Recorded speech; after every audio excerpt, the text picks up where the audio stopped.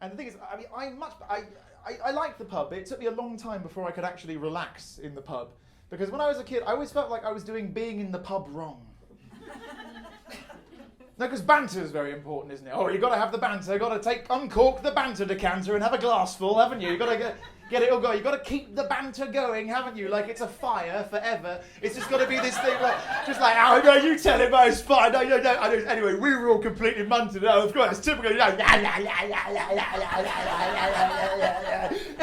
the end, until the stars die. Or else you might actually discuss something. And always with the banter, for some reason, there's this unwritten rule that everybody runs out of material at the same moment, don't they? Everyone's sort of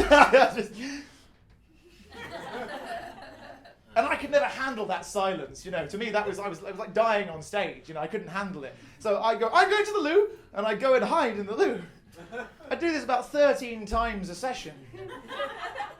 Sometimes I think, if there is a God, he gave me like a fucking kidney disease so I'd have an excuse for my social dysfunction.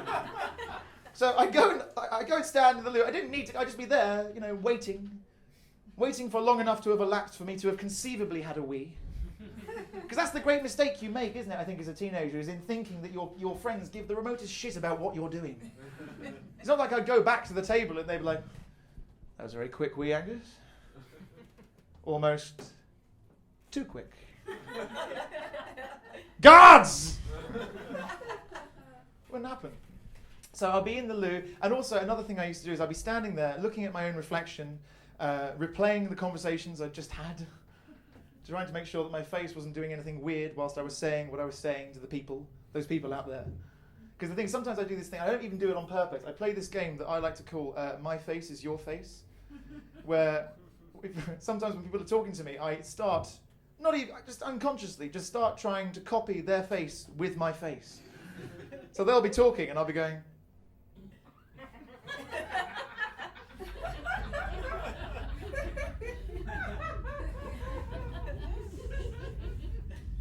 I say, why are you making that face, Angus? They don't know it's their face I'm making.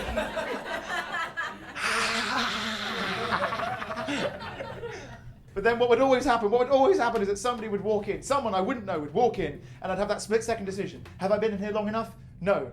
Can I maybe go to the cubicle, not the cubicle, go to the urinal and sort of try and squeeze one out maybe? You know, next to this guy? Definitely not. But because I don't want him to think that I'm just loitering, I sort of panic, and I go, and I lock myself in the cubicle.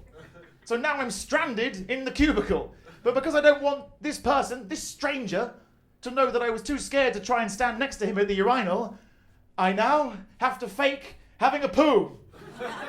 So I'm like jangling my keys and making noises and like getting tissue paper from the dispenser and like wetting it and throwing it down the toilet in clumps. It's like a very avant-garde radio play. All because I don't want him to think that I'm some weirdo who hangs out in the loo